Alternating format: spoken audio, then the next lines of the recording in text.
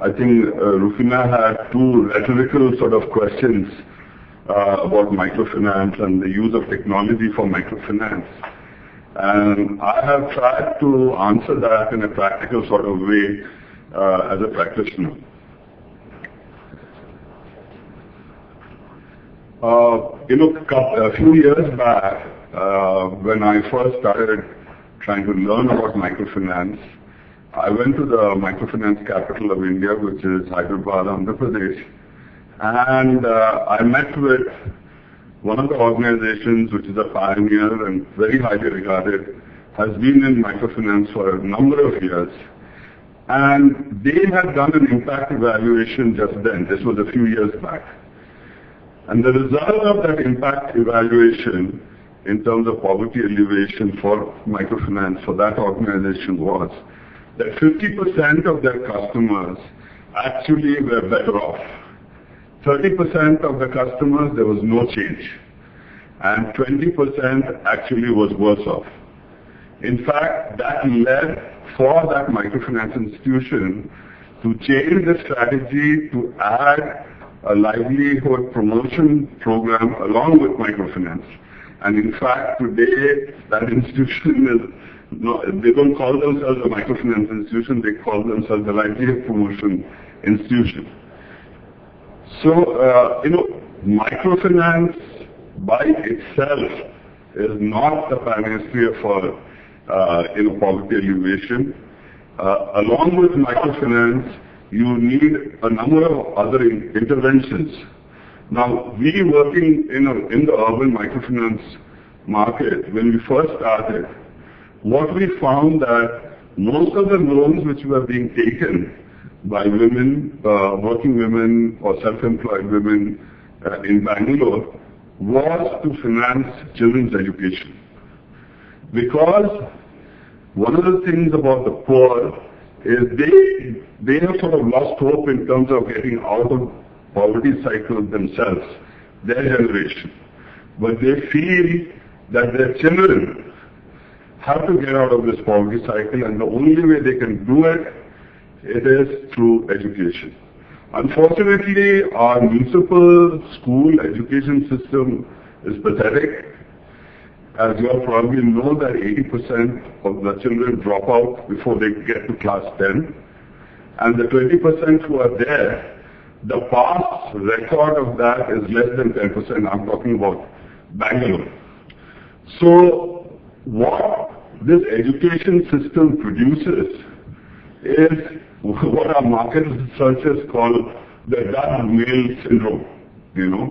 They are, in fact, if you go through that kind of an education system, they're good for nothing. So there is, along with microfinance, it is extremely important also to upgrade our quality of education, especially in the primary school levels.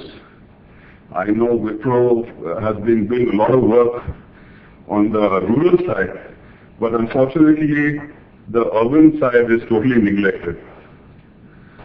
The other area is, if you look at the poor, when they start trying to climb out of the poverty cycle, there are a number of pitfalls which draw them back. And one is healthcare. Invariably in the family, there will be someone who needs hospitalization, major operation, things like that. Again, our public health system does not work. So they go to private institutions and invariably land up with a huge debt to finance that healthcare need. Finally, the basic infrastructure, those of us who have come from Bangalore recently know that just a couple of weeks back, we had this whole problem of cholera and diarrhea because of the water problem, water which was provided by the municipal water supply. Now, unfortunately, even the awareness among the poor that the water which they get is not really potable water is not there. They believe in Bangalore the water is coming from the holy river of Kaveri. So there can be nothing wrong with it, you know. It doesn't matter that that water, when it's piped into Bangalore, gets into a sort of cocktail with, the sewage. They just don't believe it. And consequently, we have this epidemic of diarrhea and cholera in Bangalore 2 weeks back. In India, the largest cause of death of children under 5 is actually diarrhea. So providing a basic infrastructure, things like potable water, is again critical for our poverty alleviation program.